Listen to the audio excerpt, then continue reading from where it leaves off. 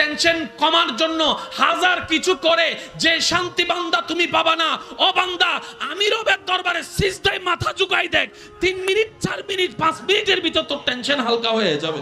চাওয়া, কারণ সবাই আমরা জানি দিন শেষে একদিন তো কুল্লু নাফসিন যায়িকাতুল মউতের স্বাদ গ্রহণ করে পৃথিবীর মায়া ত্যাগ করে অন্ধকার কবরে আপনাকে আমাকে চলে যেতে হবে। যেভাবে চলে যেতে দেখেছি জানাজার খাটিয়াতে অনেক মানুষকে চলে যেতে দেখেছি, খাটিয়ার মধ্যে মানুষ কাঁধের মধ্যে করে নিয়ে কবরস্থানের দিকে চলে যাচ্ছে। এই রকম একদিন আপনাকে আমাকে সেই খাটিয়ার মধ্যে শুতে হবে। সবারই জানা, রাগ করুক আর অভিমান করুক, এই করুক আর সেই করুক, দিন শেষে সবাই জানে মৃত্যুবরণ করতে হবে। আর বুদ্ধিমান মানুষরা বলে, আমার মৃত্যুতে যদি আমার আপনজনরা না আসে এর চেয়ে বড় বেইজ্জতি আমার আর কিছুই হবে না। আমি বড় ভাইয়ের মৃত্যুতে যদি আমার ছোট ভাই না আসে এলাকাবাসীর সামনে আমি বড় বেইজ্জত হয়ে যাব। আমার জানাজায় যদি মানুষ না আসে আমি এলাকাবাসীর সামনে বেইজ্জত হয়ে যাব। দুনিয়াতেও শান্তি পেলাম না, মৃত্যুকালীনটাও বেইজ্জত হলো, জানাজাও ইজ্জতের মধ্যে যেতে পারলাম না। ওই চালাক মানুষরা এই জিনিসগুলোকে ভাবতে থাকে, তাই তারা ধৈর্যের মাধ্যমে, সহ্যের মাধ্যমে, কম্প্রোমাইজের মাধ্যমে, ছাড় দেওয়ার মাধ্যমে, ত্যাগ দেওয়ার মাধ্যমে মেজাজকে ঠান্ডা করে রেখে ধৈর্য ধরে সহ্য করে রবের দরবারে শুকরিয়া করে রব থেকে সাহায্য চেয়েছে দুনিয়ার জীবনকে ইবাদতময় বানিয়ে রবের বান্দাদেরকে রবের দিকে তাকিয়ে ক্ষমা করে ভালো রেখে তারা দুনিয়াতেও ইজ্জতে থাকে, আল্লাহ চাহে তো পরকালও ইজ্জত পেয়ে যাবে। আপনার অতীত আপনার চোখের সামনে, কখন কি গুনাহ করছেন আপনার চোখের সামনে চলে আসবে। মনটা নরম হবে, আপনার আর অহংকার করার ইচ্ছাও জাগবে না, কারো পিছনে হিংসা করে ক্ষতি করার ইচ্ছাও জাগবে না। তখন বারবার মন বলবে, নিজে বাঁচলে তো বাপের নাম, নিজে বাঁচলে তো বাপের নাম, আগে নিজে বেঁচে নি তারপরে পরের চিন্তা করব। কু আনফুসাকুম আয়াতের আমলটাও হয়ে যাবে, অন্যের দোষ ধরাও বন্ধ হয়ে যাবে, হিংসাও বন্ধ হয়ে যাবে, আপনার কারণে সমাজটাও শান্তির হয়ে যাবে। মন খারাপ করবেন না, আপনি এখনই মনে মনে আল্লাহর কাছে তওবা করেন, আওয়াজও করার দরকার নেই। রব বলে যে বান্দা ভুল করবি আমি জানি, তুই মন থেকে বুঝে আমি রবের দয়া পাওয়ার আশায় ক্ষমা চা, তওবা কর মনে মনে একবার বল, আল্লাহ আমাকে মাফ করে দাও, তোমার নবী রাহমাতুল লিল আলামিনের সদকায় আমাকে মাফ করে দাও। ওয়া ইয যালামু আনফুসাহুম জাউকা ফাস্তাগফিরুল্লাহ ওয়াস্তাগফারা লাহুমুর রাসূলু লাওয়াজাদুল্লাহ তাওয়াবার রাহিমা। ও আল্লাহ, আমার নবী রাহমাতুল লিল আলামিনের উসিলে মাফ করে দাও। হয়তো এমনও হতে পারে আপনি একটা গুনার জন্য তওবা করবেন, আল্লাহ খুশি হয়ে হয়তো সারা জীবনের গুনাহও মাফ করে দিতে পারে। আজকাল তো এমন টেনশনের সময় আসছে যে আজকে দুনিয়াতে আসছে সে বাচ্চাও দেখা যায় অনেক সময় গালের মধ্যে হাত দিয়ে ঘুমায়। কিরে আসলি মাত্র গতকালকে, আজকে দেখি গালের মধ্যে হাত, বলে যে টেনশনের দুনিয়ায় আসছি। ডাইনও জামিলা, সামনেও জামিলা, বাইরেও জামিলা। রব যখন শান্তি দিতে চায় তখন অসুস্থ দেহের ভিতরেও শান্তি সঞ্চারণ করতে পারে, কারণ রব বলেছেন হুয়াল্লাযী আনজালাস সাকিনাতা ফি কুলুবিল মুমিনিন। ও আমার বান্দারা, শান্তি যারা চাও, শান্তি যারা খুঁজো, প্রশান্তি যারা খুঁজো, মনে রেখো, জেনে রাখো, শান্তি কোথাও পাবা না, শান্তি কোথাও পাবা না, শান্তি আমি রবের দরবার থেকে আসতে হয়। সুবহানাল্লাহ। আমি ব্র্যান্ডের ঘড়ি পরি, শান্তি নাই, ব্র্যান্ডের কাপড় পরি, শান্তি নাই, টাকার কোনো অভাব নাই, শান্তি নাই, বাজার নিয়ে কোনো টেনশন নাই, শান্তি নাই, বাজারের বড় মাছটা আমার ঘরে আসে, শান্তি নাই, বউ আছে, শান্তি নাই, স্বামী আছে, শান্তি নাই, সন্তান আছে, শান্তি নাই, ব্যবসা আছে, শান্তি নাই, চাকরি আছে, শান্তি নাই। আমি বলবো যে পৃথিবীর অন্যতম সুখী মানুষের ভিতর আপনি একজন। কারণ অনেক মানুষ আছে বড় বড় হাই পাওয়ারের ঘুমের ওষুধ খেয়েও, এসি রুমের মধ্যে থেকেও ঘুমাতে পারছে না।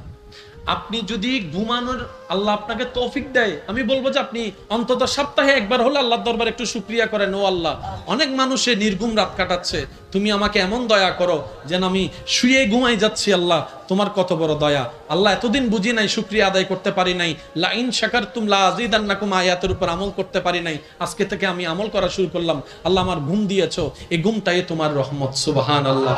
আল্লাহ শেষ কবে খাবার অভাবে না খেয়ে ঘুমাইছে আমার মনে নাই, যেই তরকারি দিয়ে হোক, যেভাবে হোক, অন্তত কিছুটা পেটে খাবার তো গিয়েছে, এটাই তো তোমার দয়া। নামাজ পড়ি নাই, তুমি খাবার দিয়েছো। গুনাহ করেছি, তুমি খাবার দিয়েছো। ও আল্লাহ, এত গুনাহ করার পরও যে তুমি মায়া করে আমাকে দিয়েছো, আমি বুঝতে পারি নাই, শুকরিয়া করতে জানি নাই। আল্লাহ, আজকে তোমার দরবারে শুকরিয়া সিজদা দিলাম। আজীবন যা দয়া করছো সবকিছুর জন্য সিজদা দিয়ে দিলাম। আল্লাহ, আমার সিজদা তুমি কবুল করো, আমার শুকরিয়া তুমি কবুল করো, তোমার রহমতকে আমার উপর আরো প্রসার করো। আপনি বলতে থাকবেন, আল্লাহর আয়াত আপনার উপর এস্টাবলিশ হয়ে যাবে। সেটা কি? লা ইন শাকারতুম লা আযীদান্নাকুম। আল্লাহ বলে, বান্দা অল্প পেয়ে শুকরিয়া যদি করো, সেটাকে বাড়িয়ে দেওয়ার দায়িত্ব আমি রব নিজেই নিয়ে নিলাম। রব বলে যে, কোন জায়গার শান্তি নিবি? দুনিয়ার নিবি নাকি আখেরাতের নিবি, নাকি দুনিয়া আখেরাত দুটোটা নিবি? বান্দা একটু চালাকি করে বলতেছে, দুনিয়া তো 2 দিনের, পরকাল তো অনন্তকাল। 2 দিনের শান্তি নিয়ে পরকাল নষ্ট করারও দরকার নাই। আবার দুনিয়াটাও নিব না কেন? আমার রব বানাইছে, আমি দুনিয়াও নিব, আখিরাতে নিব। রব বলে যে, তাহলে একটা কাজ কর, ইন্নাদ-দীনা ইনদাল্লাহিল ইসলাম। একটা তোকে সাজেশন দিলাম, যে সাজেশনের নাম ইসলাম। এটাকে ফলো করার সর্বোচ্চ চেষ্টা কর। আমি রবের কাছে ভিক্ষা কর, আমার কাছে তওবা কর, আমার নবীকে প্রাণের চাইতে বেশি মহব্বত কর। ইসলাম নামক সাজেশনটা যদ্দূর পারো সর্বোচ্চ দিয়ে তুই আমল করার, পালন করার চেষ্টা কর। তোর শান্তির ব্যবস্থার দায়িত্ব আমি আল্লাহ নিজেই নিলাম। এবার বান্দা বলে, আল্লাহ তুমি তো ওয়াদা করেছো পরকালেরও দিবা, দুনিয়ারও দিবা, তো নামাজের ভিতর আমি দুনিয়ার বেনিফিট কি পাইলাম? রব বলেছে, তুমি যখন ওযু করেছো, এই ওযুর কারণে তোমার দৈহিক স্কিনের বেনিফিট হয়েছে। সুবহানাল্লাহ। তুমি যখন নিয়ত করেছো, এই নিয়তের মধ্যে তোমার চিন্তা শক্তির পবিত্রতা এসেছে। সুবহানাল্লাহ। তুমি যখন হেঁটে হেঁটে গিয়েছো, এই হাঁটার মধ্যে পরকালীন সওয়াবও হয়েছে, দুনিয়ার ব্যায়ামও হয়ে গিয়েছে। সুবহানাল্লাহ। তুমি যখন সুবহে সাদিকে ফজরের নামাজ পড়তে উঠেছো, ওই পরকালীন সওয়াবও যোগ হয়েছে। তোমার ব্রেনের মধ্যে ঠান্ডা শীতল বাতাস লেগে ব্রেনের উপকারের ব্যবস্থা হয়েছে। সুবহানাল্লাহ। তুমি যখন পরিপূর্ণভাবে উপযুক্ত নিয়মে রুকু করেছো, ওই রুকু করার কারণে, সুবহান রাব্বিয়াল আযীম বলার কারণে পরকালীন সওয়াবও যোগ হয়েছে। ঠিক তেমনি ভাবে তোমার কোমরের ওষুধের ব্যবস্থা হয়েছে, হাঁটুর ওষুধের ব্যবস্থা হয়েছে, পায়ের ওষুধের ব্যবস্থা হয়েছে। তুমি যখন সুবহান রাব্বিয়াল আলা বলে সিজদার মধ্যে যখন গিয়ে সুবহান রাব্বিয়াল আলা বলছো, পরকালীন সওয়াব যেরকম যোগ হয়েছে, ওই সিজদায় যাওয়ার কারণে তোমার হার্টের সিজদার পজিশনের মধ্যে কপাল নিচে থাকে, হার্ট উপরে থাকে। ওই সিজদার পজিশনে যাওয়ার কারণে তোমার হার্ট থেকে রক্ত সঞ্চারণ ব্রেনের মধ্যে বৃদ্ধি পেয়েছে, ব্রেনের মধ্যে বৃদ্ধি পেয়েছে। সুবহানাল্লাহ। ব্রেনের মধ্যে বৃদ্ধি পেয়েছে। কপালটা সিজদা জায়গা লাগার কারণে ওই কপালের মধ্যে রিল্যাক্সিং হয়েছে। কেউ মসজিদ থেকে বের হয়ে জুতা না পেয়ে নারাজ, কারণ তার নজর জুতার দিকে, জুতা নাই। আরেকজন যার জুতা হারিয়েছে, সে মসজিদ থেকে বের হয়ে নারাজ হয় নাই। প্রশ্ন করে, কিরে ভাই, জুতা তো তোমার হারিয়েছে, তুমি নারাজ হও নাই কেন? তখন সে উত্তর দেয়, আরে জুতা গিয়েছে, আজ না হয় কাল কিনতে তো পারবো, না হয় বন্ধুর থেকে দান নিতে পারবো। আমি ভাবতেছি, আল্লাহ যদি আমার 2 পাটাই নিয়ে যাইতো আমার কি হতো? আমি জুতার দিকে মনোযোগ দিচ্ছি না, হাঁটার জন্য যে এখনো পা আছে সেটার জন্য আল্লাহর দরবারে শুকরিয়া করতেছি। তো চিন্তা যার যেমন, তার পাওয়াটাই তেমন। কেউ জুতার দিকে তাকায় নারাজ হয়ে আছে, কেউ খালি পাটা দেখে শুকরিয়ার আদায় করতে আছে। মনে রাখবেন, রব সবাইকে দেয়, কাউকে বঞ্চিত করে না। ফেরাউনের মতো বাটপারকেও রব দান করেছেন, দেন নাই? একটু জোরে বলেন, দেন নাই? নমরুদের মতো জালিমকে আল্লাহ দেয় নাই? আবু জাহিলের মতো বাটপারকে দেয় নাই? তো যেই রব, আপনার যেই রব দুশমনদের জন্য এত দয়াবান, আপনি তো আর আবু জাহেলের মতো বাটপার নয়, আমি তো আপনার ফেরাউনের মতো বাটপার নয়। আমরা তো গুনাহগার, কিন্তু বেয়াদব তো নয়। বেয়াদবদের জন্য যে রব এত দয়া করেছেন, গুনাহগারদের জন্য দয়া আরো বিশাল আছে। আমার ভাই যদি আমার বোনকে সত্যি ভালোবাসে, আমার বোন যদি আমার ভাইকে সত্যি ভালোবাসে, এই ভালোবাসাটার প্রধান উদাহরণ হবে, আমার ভাই প্রত্যেকটা কাজ করার আগে আল্লাহকে খুশি রাখার চেষ্টা করবে, আমার বোন প্রত্যেকটা কাজ করার আগে আল্লাহকে খুশি রাখার চেষ্টা করবে। কেন? আমার বোন বলবে, আমার কোনো কারণে, আমার কোনো কাজে যেন আমার স্বামী আটকায় না যায়। আমার স্বামী বলবে যে আমার কোনো কাজের কারণে যেন আমার বউটা আটকায় না যায় হাসরের ময়দানে। এটাই হবে আসল ভালোবাসা। সুবহানাল্লাহ। এবার বউকে অনেকেই বলবে, বান্ধবীরা, পর্দা করিস না, 2024 সাল, মডার্ন যুগ, এইটা কি পর্দা? আর পর্দা যদি বোরকা করেছো, একটু স্টাইলওয়ালা বোরকাগুলা পরিস। আমার বোন বলবে, আমার কারণে আমি আমার স্বামীকে কাঠগড়ায় আসামি হিসেবে দেখতে চাই না, কাঠগড়ায় আসামি হিসেবে দেখতে চাই না। আমি এমন ভাবে চলবো না যেভাবে চললে আমার আল্লাহ এবং রাসূল নারাজ হবে, আমার স্বামীকে প্রশ্ন করবে। আমি সেটা চাই না। আমি দুনিয়ার ইচ্ছাকে বিলীন করে দিব আমার স্বামীর ইজ্জতের জন্য। স্বামী বলবে আমি দুনিয়ার চাওয়া বিলীন করে দেব আমার স্ত্রীর ইজ্জতের জন্য। দুজনের ইজ্জত, একজন আরেকজনের ইজ্জত, শান্তি যখন চাইতে থাকবে, আল্লাহ চাহে তো এই দুনিয়ার সংসার তাদেরকে জান্নাতের ভিতর আল্লাহ করার ব্যবস্থা করে দিবে। সুবহান। স্বাভাবিকভাবে এমনে এমনে হয়, 9 মাসে বাচ্চা, 10 মাসে বাচ্চা দুনিয়াতে আসে, বাবা ছাড়া সন্তান হয় না। কিন্তু আমি রব যখন ইচ্ছা করি, বাবা ছাড়া, ঈসা আলাইহিস সালাম বাবা ছাড়া আমি সন্তানও দুনিয়াতে পাঠাইতে পারি। তো বান্দা, তোদের টেনশন করার দরকার নাই। যার রব রহমান, যার রব রহিম, যার রব গফফার, যার রব ইন্নাল্লাহ আলা কুল্লি শাইইন কাদির, ওই রহমানের কাদিরের বান্দা তো টেনশন করার কোনো দরকার। আল্লাহ বলে যে তুই শুধু একটা কাজ কর, তুই শুধু ইসলামটাকে আপন কর, তোর বাকিটা আমি দেখব। যদি গাদা না হইতাম, জগতের সবাই জানে চোরে নিজের গ্রামে চুরি করে না। চোর কখনো নিজের গ্রামে চুরি, কারণ কি, দিন শেষে তার এই বিটায় আসতে হবে, দিন শেষে তাকে এই গ্রামের মেঠো পথ দিয়ে হাঁটতে হবে, দিন শেষে তার সন্তান এই স্কুলে পড়ালেখা করবে, দিন শেষে তার আত্মীয় স্বজন রাস্তা দিয়ে হাঁটার সময় দেখা হবে। আর আমরা এত গাদার গাদা, বাহিরে তো শত্রু বানাই, ব্যবসার মধ্যেও শত্রু বানাই, নিজের ভাইয়ের সাথে ভাই দ্বন্দ্ব লেগে ঘরের ভিতরেও শত্রু বানাই। এবার বলেন আমরা চালাক? আমি তো গাদা, আপনারটা আপনি বলেন না। যদি গাদা না হইতাম, নিজের ভাইয়ের সাথে দুশমনি করার দরকার কি ছিল?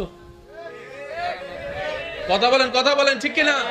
কারণ মানুষ শত্রু বানায় বাহিরে, আমরা শত্রু বানাই।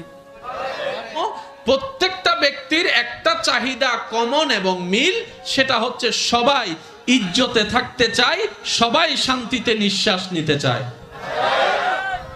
এই কথায় কারো কোনো দ্বিমত? আপনি ঘরের বউকে যদি জিজ্ঞেস করেন কি চাও, শান্তি থাকতাম যাইদি। জামাইরে যদি জিজ্ঞেস করেন জামাই হদে ও বউ তুই কেন মুখ বন্ধ রাখা, কেন শান্তি থাকতাম যাইদি। তাহলে শান্তির চাওয়া সবার, সবাই কিন্তু পাইলট হতে চায় না। কাউকে কাউকে তো জোর করে পড়াইতে বসলেও বসে না। ধর্ম জিনিসটা শুধু পরকালের জন্য নয়, ধর্ম এমন একটা নিয়ামত যেটার মধ্যে পরকালের শান্তির রাস্তারও সংবাদ আছে, দুনিয়াতেও শান্তি কিভাবে থাকতে পারবেন সেটার রাস্তাও দেখানো আছে। তাহলে এক ধর্মের ভিতরে দুইটা জগৎ আছে, পরকালও আছে, দুনিয়াও আছে। এবার বলেন আমাদের পরকালে যেতে হবে কি হবে না? শান্তিতে থাকার ইচ্ছা আছে না নাই? আমরা দুনিয়াতে আছি না নাই? দুনিয়াতে শান্তিতে থাকার ইচ্ছা আছে না নাই? তাহলে প্রত্যেকটা মানুষের যেই ধর্মেরই হোক, যেই মতেরই হোক, যেই দলেরই হোক, যেই প্রফেশনেরই হোক না কেন, কাউকে বাধ্য করে কিছু করানো যায় না। আপনি শুধু পরামর্শ দিতে পারবেন, উপদেশ দিতে পারবেন। জোর করে যদি কাউকে নামাজ পড়ান, ওই নামাজও রবের দরবারে কবুল হবে।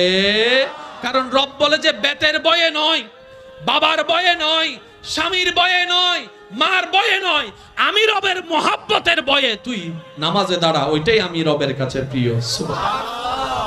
ইসলাম হচ্ছে এত সুন্দর। এবার আমি পুরা অঙ্কটা মিলাচ্ছি, পুরা অঙ্কটা মিলাচ্ছি। শান্তি দরকার আমাদের, আল্লাহর কাছে চাইলাম, আল্লাহ আমাদেরকে একটা সাজেশন দিলেন, সাজেশনের নাম ইসলাম। সাজেশনের নাম ইসলাম। ওই ইসলামের ভিতরে একটা কিতাবের নাম কোরআন। কিতাবের নাম শান্তি দরকার আমাদের, আল্লাহ দিলেন কোরআন। তো কোরআন পড়ানোর জন্য পড়ার জন্য তো আমরা আছি, ছাত্ররা আছি, তো কোরআন পড়ানোর জন্য একটা টিচারের দরকার আছে না? ওই শিক্ষক হচ্ছেন আল্লাহর পক্ষ থেকে সিলেক্টেড নবী রাহমাতুল্লিল আলামিন। আর একটু জোরে শান্তি দরকার আমাদের ভাই, একটু একটু মনোযোগ। শান্তি দরকার, ইজ্জত দরকার, প্রশান্তি দরকার, শান্তির গুণ দরকার, কবরের শান্তি দরকার, হাসরের শান্তি দরকার, জান্নাত দরকার। দিবেন কে? দিলেন কি? ইসলাম। ইসলামের ভিতর কোরআন আছে না নাই? ওই কোরআনকে পড়ানোর জন্য, ইসলামকে বুঝাই দেওয়ার জন্য যে শিক্ষকের দরকার, ওই শিক্ষককে আল্লাহ নিজেই পাঠিয়েছেন। ওয়ামা আরসালনাকা ইল্লা রাহমাতাল লিল আলামিন। আল্লাহ আমাদেরকে কখনো পরকাল একা চাইতে বলে নাই। আল্লাহ পাক আমাদেরকে বলছেন, রব্বানা আতিনা ফিদ দুনিয়া হাসানাতাও ওয়া ফিল আখিরাতে হাসানাতাও। ও আমার বান্দা, রব বলে আমি আখিরাতও বানাইছি তোদের জন্য, জান্নাতও বানাইছি তোদের জন্য, দুনিয়াও বানাইছি তোদের জন্য। পরকাল নিবি, শুধু জান্নাত নিবি কেন? দুনিয়া তো তোদের জন্য বানাইছি, দুনিয়াও নে। আম বানিয়েছি তোদের স্বাদের জন্য, আগ বানিয়েছি তোদের স্বাদের জন্য, কাঁঠাল সাজিয়েছি তোদের জন্য, জাম দিয়েছি তোদের জন্য। ও বান্দা, তোরা খাবি বলে তো আমি বানাইছি। সুবহানাল্লাহ। তোরা খাবি বলে তো আমি বানাইছি, তোদের খাবার দরকার বলে তো আমি সিজনে সিজনে ফল চেঞ্জ করে দিই। কারণ এক ফল 12 মাস খেলে রুচি থাকবে না, ভালোও লাগবে না। তাই কিছুদিন আম দিই, কিছুদিন কাঁঠাল দিই, কিছুদিন জাম দিই। সুবহানাল্লাহ বলেন। কিছুদিন এটা দিই, কিছুদিন সেটা দিই, যেন তোদের মুখের রুচিটা নষ্ট হয়ে না যায়। আমি রব তো আমার নিয়ামতগুলো সব তোদের জন্য বানিয়েছি। তো বুদ্ধিমানরা কি করে? বলে তো রব যেহেতু আমার রব সব বানিয়েছেন আমাদের জন্য, আমি পরকালও নিব, আমি জান্নাতও নিব, আমি দুনিয়াও নিব আমার রবের দয়ায়। এরা হচ্ছে বুদ্ধিমান। এবার কাউরে দোষ ধরার দরকার নাই, এই সূত্র দিয়ে নিজেকে বিচার করেন, তখন আপনার মনে আপনারা বলবে আমার মতো গাদা এসো সাতজন হর আর কোন নমাতের, আমার মতো গাদা বামনিসি চালাক, আমি তো গাদা, আপনারটা আপনি বলেন না রে ভাই। হয়ে গেলাম বামনিসি চালাক। আগে এই কথা যারা বুঝতে পারছেন এতটুক, তারা একবার বলেন মারহাবা। এবার দ্বিতীয় কথাটা আপনাদের মাথায় আসবে, কারণ আলোচকের কাজ হচ্ছে শ্রোতাদেরকে বুঝাই দেওয়া। যে যেমনে বুঝে তারে তেমনে বুঝাই দেওয়া। দিবেন কে? কয় জগতে চাই? নামাজের ভিতর দোনো জগৎ। এবার রোজার মধ্যে আপনি যখন রোজা রাখলেন, এই রোজার কারণে গুনাহ হয়েছে না সওয়াব হয়েছে? পরকালীন সওয়াব যোগ হয়েছে। এবার আপনি যে পদ্ধতিতে আল্লাহর হুকুম মেনে রোজা রেখেছেন, স্কুল কলেজ ভার্সিটি মাদ্রাসার বাইরে যদি থাকেন, আমি শ্রদ্ধার সাথে বলছি বিষয়টা একটু আপনারা মনোযোগ করে রিচার্জ করার চেষ্টা করবেন। যেই পদ্ধতিতে আপনি আমি বছরে একবার রমজান মাসে 29, 30 আল্লাহ যতদিন চাই রোজা রাখি, শোবে সাদিক থেকে সূর্যাস্ত পর্যন্ত, খাওয়া থেকে দূরে, পানি থেকে দূরে, এটা থেকে দূরে, সেটা থেকে দূরে, উপবাস থেকে, ক্ষুধার্ত থেকে, যেই পদ্ধতিতে আপনি আমি রমজানের রোজা রাখি আল্লাহর হুকুমে, জাপানের একজন বিজ্ঞানী মানব দেহ নিয়ে গবেষণা করে দেখলেন, ওনার মতামত হচ্ছে প্রত্যেকটা মানুষ সুস্থ থাকার জন্য আমি বিজ্ঞানীর গবেষণা মোতাবেক 12 মাসের মধ্যে অন্তত একটা মাস খাবার কমাই দেওয়া দরকার, সুবহানাল্লাহ। একটা মাস ক্ষুধার্ত থাকার দরকার, কারণ 11 মাস খাওয়ার পরে ওই খাবার কিছুটা বাথরুম হয়ে বের হয়েছে, কিছু তো ডাস্টবিনের মধ্যে আশেপাশে পড়ে যায়, এটাই তো স্বাভাবিক। ওই একটা মাস যদি কেউ ক্ষুধার্ত থাকে, ভিতরের পোকাগুলা ওই অবশিষ্ট খাবারগুলাকে ডাস্টবিনের পাশে যা পড়েছে সব খেয়ে শক্তি করে পরিষ্কার করে দিবে, নতুন ভাবে তার কোষ সৃষ্টি হওয়া শুরু হবে। ওই বৈজ্ঞানিক যে পরামর্শ দিয়েছে, ইসলাম সেটাকে রোজা বলে 1450 বছর থেকে পরিচয় করায় দিয়েছে। তুমি টেনশন কমার জন্য হাজার কিছু করে যে শান্তি বান্দা তুমি পাবা না। ও বান্দা, আমি রবের দরবারে সিজদায় মাথা ঝুঁকাই দেখ, 3 মিনিট 4 মিনিট 5 মিনিটের ভিতর তোর টেনশন হালকা হয়ে যাবে। কারণ সবাই আমরা জানি দিন শেষে একদিন তো কুল্লু নাফসিন যায়িকাতুল মৌতের স্বাদ গ্রহণ করে পৃথিবীর মায়া ত্যাগ করে অন্ধকার কবরে আপনাকে আমাকে চলে যেতে হবে। যেভাবে চলে যেতে দেখেছি জানাজার খাটিয়াতে অনেক মানুষকে চলে যেতে দেখেছি, খাটিয়ার মধ্যে মানুষ কাঁধের মধ্যে করে নিয়ে কবরস্থানের দিকে চলে যাচ্ছে। এই রকম একদিন আপনাকে আমাকে সে খাটিয়ার মধ্যে শুতে হবে। সবারই জানা, রাগ করুক আর অভিমান করুক, এই করুক আর সেই করুক, দিন শেষে সবাই জানে মৃত্যুবরণ করতে হবে। আর বুদ্ধিমান মানুষরা বলে আমার মৃত্যুতে যদি আমার আপন জনরা না আসে এর চেয়ে বড় বেইজ্জতি আমার আর কিছুই হবে না। আমি বড় ভাইয়ের মৃত্যুতে যদি আমার ছোট ভাই না আসে এলাকাবাসীর সামনে আমি বড় বেইজ্জত হয়ে যাব। আমার জানাজায় যদি মানুষ না আসে আমি এলাকাবাসীর সামনে বেইজ্জত হয়ে যাব। দুনিয়াতেও শান্তি পেলাম না, মৃত্যুকালীনটাও বেইজ্জত হলো, জানাজাও ইজ্জতের মধ্যে যেতে পারলাম না। ওই চালাক মানুষরা এই জিনিসগুলোকে ভাবতে থাকে, তাই তারা ধৈর্যের মাধ্যমে, সহ্যের মাধ্যমে, কম্প্রোমাইজের মাধ্যমে, ছাড় দেওয়ার মাধ্যমে, ত্যাগ দেওয়ার মাধ্যমে মেজাজকে ঠান্ডা করে রেখে ধৈর্য ধরে সহ্য করে রবের দরবারে শুকরিয়া করে রব থেকে সাহায্য চেয়েছে দুনিয়ার জীবনকে ইবাদতময় বানিয়ে রবের বান্দাদেরকে রবের দিকে তাকিয়ে ক্ষমা করে ভালো রেখে তারা দুনিয়াতেও ইজ্জতে থাকে, আল্লাহ চাহে তো পরকালও ইজ্জত পেয়ে যাবে। আপনার অতীত আপনার চোখের সামনে, কখন কি গুনাহ করছেন আপনার চোখের সামনে চলে আসবে। মনটা নরম হবে, আপনার আর অহংকার করার ইচ্ছাও জাগবে না, কারো পিছনে হিংসা করে ক্ষতি করার ইচ্ছাও জাগবে না। তখন বারবার মন বলবে নিজে বাঁচলে তো বাপের নাম, নিজে বাঁচলে তো বাপের নাম, আগে নিজে বেঁচে নি তারপরে পরের চিন্তা করব। কু আনফুসাকুম আয়াতের আমলটাও হয়ে যাবে, অন্যের দোষ ধরাও বন্ধ হয়ে যাবে, হিংসাও বন্ধ হয়ে যাবে, আপনার কারণে সমাজটাও শান্তির হয়ে যাবে। মন খারাপ করবেন না, আপনি এখনই মনে মনে আল্লাহর কাছে তওবা করেন, আওয়াজও করার দরকার নেই। রব বলে যে বান্দা ভুল করবি আমি জানি, তুই মন থেকে বুঝে আমি রবের দয়া পাওয়ার আশায় ক্ষমা চা, তওবা কর মনে মনে একবার বল আল্লাহ আমাকে মাফ করে দাও, তোমার নবী রাহমাতুল লিল আলামিনের সদকায় আমাকে মাফ করে দাও। ওয়া ইজ যালামু আনফুসাহুম জাউকা ফাস্তাগফিরুল্লাহ ওয়াস্তাগফারা লাহুমুর রাসূলু লাওয়াজাদুল্লাহ তাওয়াবার রাহিমা। ও আল্লাহ আমার নবী রাহমাতুল লিল আলামিনের উসিলায় মাফ করে দাও। হয়তো এমনও হতে পারে আপনি একটা গুনার জন্য তওবা করবেন, আল্লাহ খুশি হয়ে হয়তো সারা জীবনের গুনাহও মাফ করে দিতে পারে। আজকাল তো এমন টেনশনের সময় আসছে যে আজকে দুনিয়াতে আসছে সেই বাচ্চাও দেখা যায় অনেক সময় গালের মধ্যে হাত দিয়ে ঘুমায়। কিরে আসলি মাত্র গতকালকে, আজকে দেখি গালের মধ্যে হাত, বলে যে টেনশনের দুনিয়ায় আসছি। ডাইনো জামিলা, সামনেও জামিলা, বাইরেও জামিলা। রব যখন শান্তি দিতে চায় তখন অসুস্থ দেহের ভিতরেও শান্তি সঞ্চারণ করতে পারে, কারণ রব বলেছেন হুয়াল্লাযী আনজালা সাকিনাতা ফি কুলুবিল মুমিনিন। ও আমার বান্দারা, শান্তি যারা চাও, শান্তি যারা খুঁজো, প্রশান্তি যারা খুঁজো, মনে রেখো, জেনে রাখো, শান্তি কোথাও পাবা না, শান্তি কোথাও পাবা না, শান্তি আমি রবের দরবার থেকে আসতে হয়। সুবহানাল্লাহ। আমি ব্র্যান্ডের ঘড়ি পরি, শান্তি নাই, ব্র্যান্ডের কাপড় পরি, শান্তি নাই, টাকার কোনো অভাব নাই, শান্তি নাই, বাজার নিয়ে কোনো টেনশন নাই, শান্তি নাই, বাজারের বড় মাছটা আমার ঘরে আসে, শান্তি নাই, বউ আছে, শান্তি নাই, স্বামী আছে, শান্তি নাই, সন্তান আছে, শান্তি নাই, ব্যবসা আছে, শান্তি নাই, চাকরি আছে, শান্তি নাই। আমি বলবো যে পৃথিবীর অন্যতম সুখী মানুষের ভিতর আপনি একজন। কারণ অনেক মানুষ আছে বড় বড় হাই পাওয়ারের ঘুমের ওষুধ খেয়েও, এসি রুমের মধ্যে থেকেও ঘুমাতে পারছে না। আপনি যদি ঘুমানোর আল্লাহ আপনাকে তৌফিক দেয়, আমি বলবো যে আপনি অন্তত সপ্তাহে একবার হলে আল্লাহর দরবারে একটু শুকরিয়া করেন, ও আল্লাহ অনেক মানুষে নির্ঘুম রাত কাটাচ্ছে, তুমি আমাকে এমন দয়া করো যেন আমি শুয়ে ঘুমাই যাচ্ছি। আল্লাহ তোমার কত বড় দয়া, আল্লাহ এতদিন বুঝি নাই, শুকরিয়া আদায় করতে পারি নাই, লা ইন শাকারতুম লা আযীদান্নাকুম আয়াতের উপর আমল করতে পারি নাই, আজকে থেকে আমি আমল করা শুরু করলাম। আল্লাহ আমার ঘুম দিয়েছো, এই ঘুমটাই তোমার রহমত। সুবহানাল্লাহ।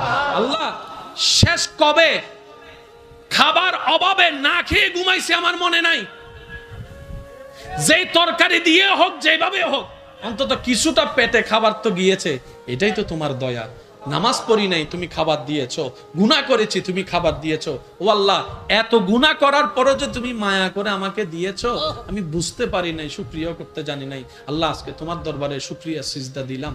আজীবন যা দয়া করছো সবকিছুর জন্য সিজদা দিয়ে দিলাম। আল্লাহ, আমার সিজদা তুমি কবুল করো, আমার শুকরিয়া তুমি কবুল করো, তোমার রহমতকে আমার উপর আরো প্রসার করো।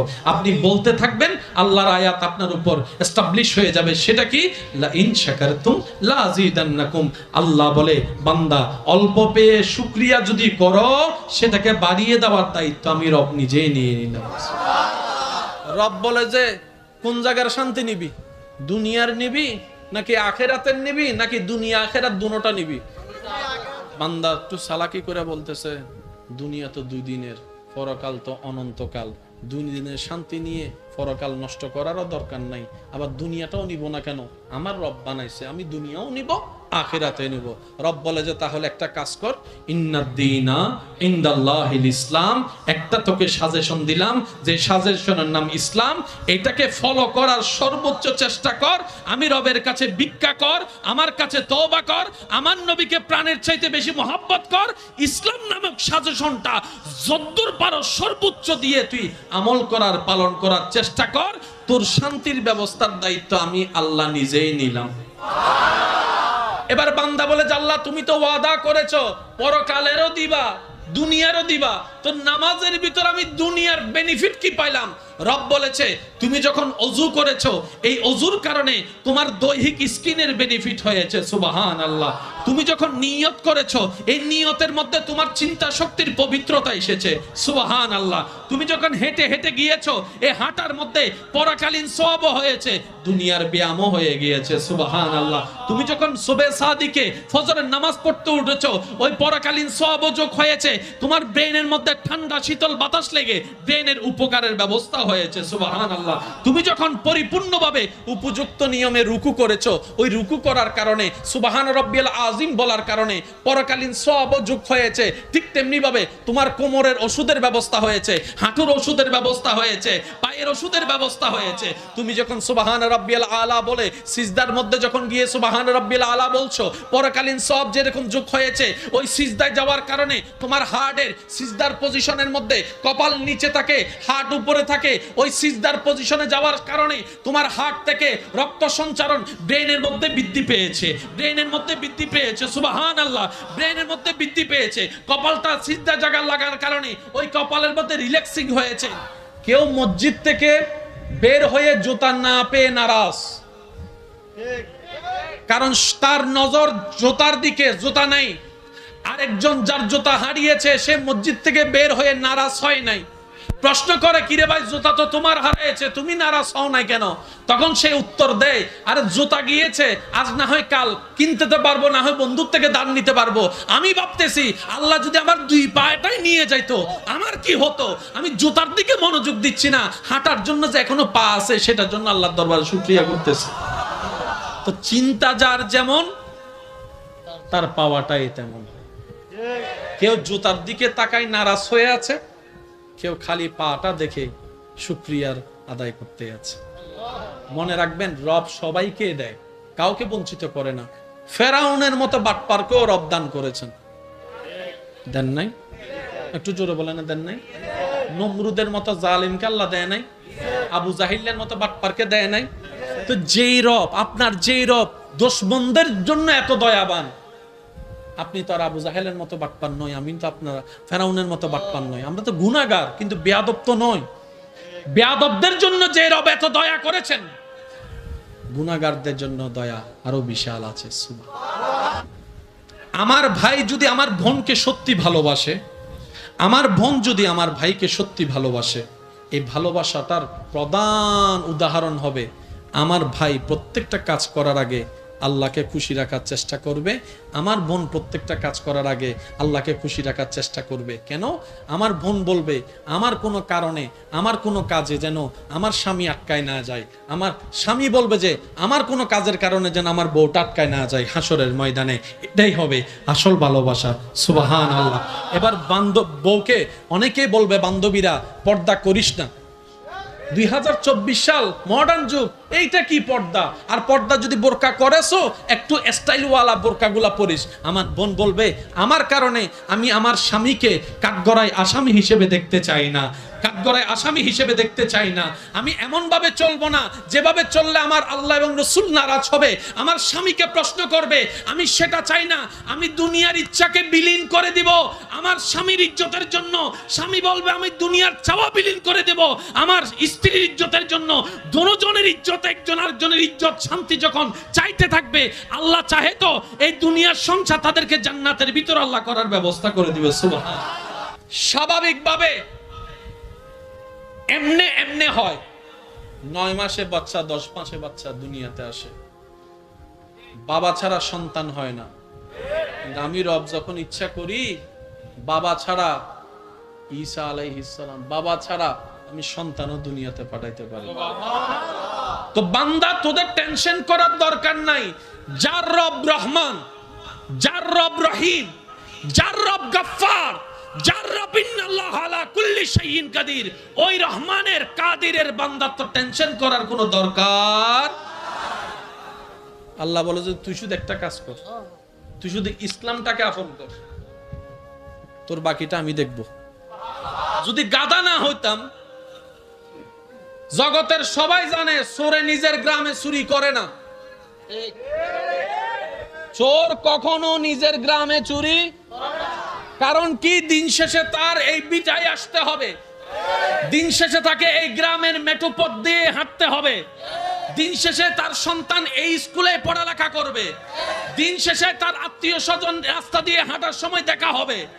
আর আমরা এত গাদার গাদা, বাহিরে তো শত্রু বানাই, ব্যবসার মধ্যেও শত্রু বানাই, নিজের ভাইয়ের সাথে ভাই দ্বন্দ্ব লেগে ঘরের ভিতরেও শত্রু বানাই।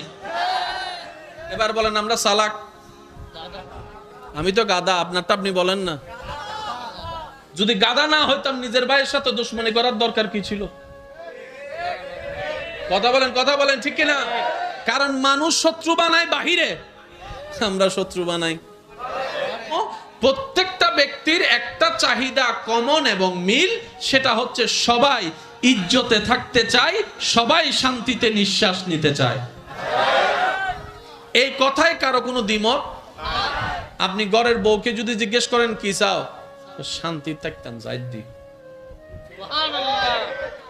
জামাইরে যদি জিজ্ঞেস করেন জামাই হদে অবো তুই কেন মুখ বন্ধ রাখা, কেন শান্তি থাকতাম যাইদি। তাহলে শান্তির চাওয়া সবার, সবাই কিন্তু পাইলট হতে চায় না। কাউকে কাউকে তো জোর করে পড়াইতে বসলেও বসে না। ধর্ম জিনিসটা শুধু পরকালের জন্য নয়। ধর্ম এমন একটা নিয়ামত যেটার মধ্যে পরকালের শান্তির রাস্তারও সংবাদ আছে, দুনিয়াতেও শান্তি কিভাবে থাকতে পারবেন সেটার রাস্তাও দেখানো আছে। তাহলে এক ধর্মের ভিতরে দুইটা জগৎ আছে, পরকালও আছে, দুনিয়াও আছে। এবার বলেন আমাদের পরকালে যেতে হবে কি হবে না? শান্তিতে থাকার ইচ্ছা আছে না নাই? আমরা দুনিয়াতে আছি না নাই? দুনিয়াতে শান্তিতে থাকার ইচ্ছা আছে না নাই? তাহলে প্রত্যেকটা মানুষের যেই ধর্মেরই হোক, যেই মতেরই হোক, যেই দলেরই হোক, যেই প্রফেশনেরই হোক না কেন, কাউকে বাধ্য করে কিছু করানো যায় না। আপনি শুধু পরামর্শ দিতে পারবেন, উপদেশ দিতে পারবেন। জোর করে যদি কাউকে নামাজ পড়ান, ওই নামাজও রবের দরবারে কবুল হবে। কারণ রব বলে যে বেতের বয়ে নয়, বাবার বয়ে নয়, স্বামীর বয়ে নয়, মার বয়ে নয়, আমি রবের মোহাব্বতের বয়ে তুই নামাজে দাঁড়া, ওইটাই আমি রবের কাছে প্রিয়। সুবহানাল্লাহ। ইসলাম হচ্ছে এত সুন্দর। এবার আমি পুরা অঙ্কটা মিলাচ্ছি, পুরা অঙ্কটা মিলাচ্ছি। শান্তি দরকার আমাদের,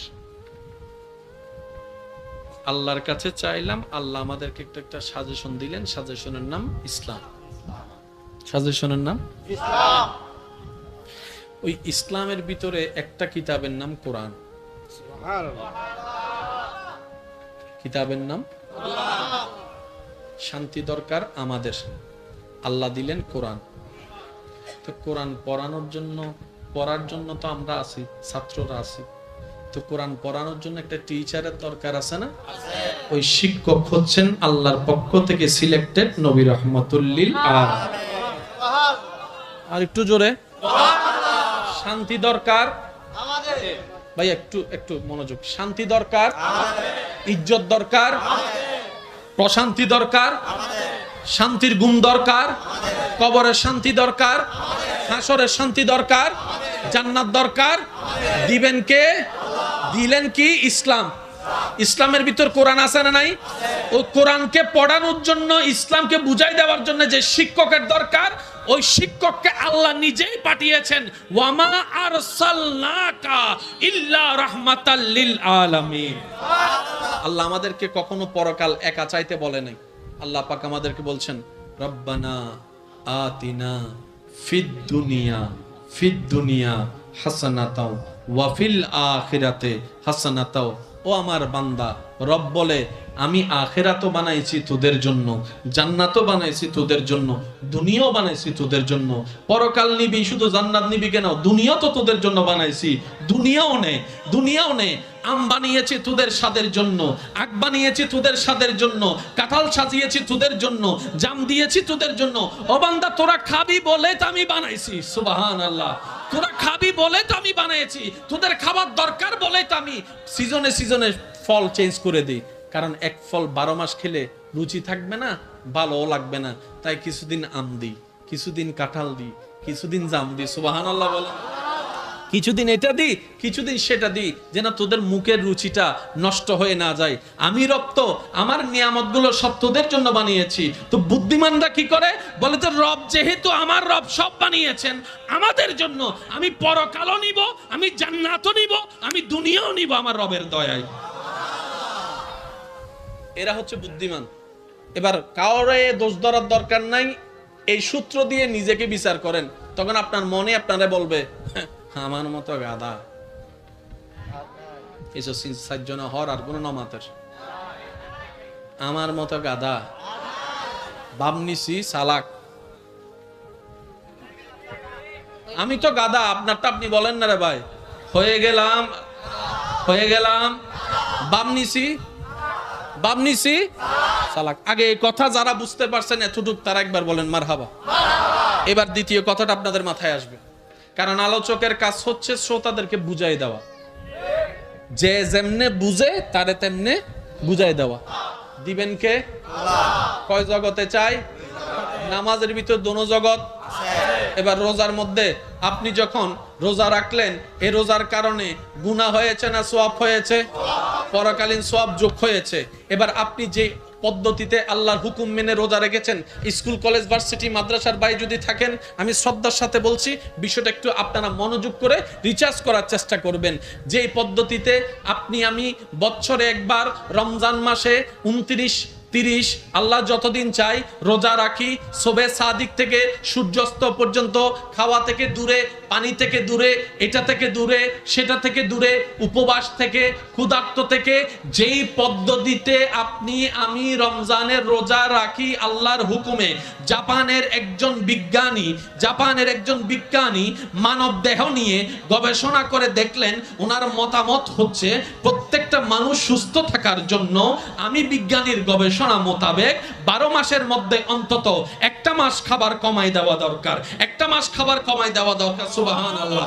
একটা মাস ক্ষুধার্ত থাকার দরকার, কারণ 11 মাস খাওয়ার পরে ওই খাবার কিছুটা বাথরুম হয়ে বের হয়েছে, কিছু তো ডাস্টবিনের মধ্যে আশেপাশে পড়ে যায়, এটাই তো স্বাভাবিক। ওই একটা মাস যদি কেউ ক্ষুধার্ত থাকে, ভিতরের পোকাগুলা ওই অবশিষ্ট খাবারগুলাকে ডাস্টবিনের পাশে যা পড়েছে সব খেয়ে শক্তি করে পরিষ্কার করে দিবে, নতুন ভাবে তার কোষ সৃষ্টি হওয়া শুরু হবে। ওই বৈজ্ঞানিক যে পরামর্শ দিয়েছে, ইসলাম সেটাকে রোজা বলে 1450 বছর থেকে পরিচয় করায় দিয়েছে।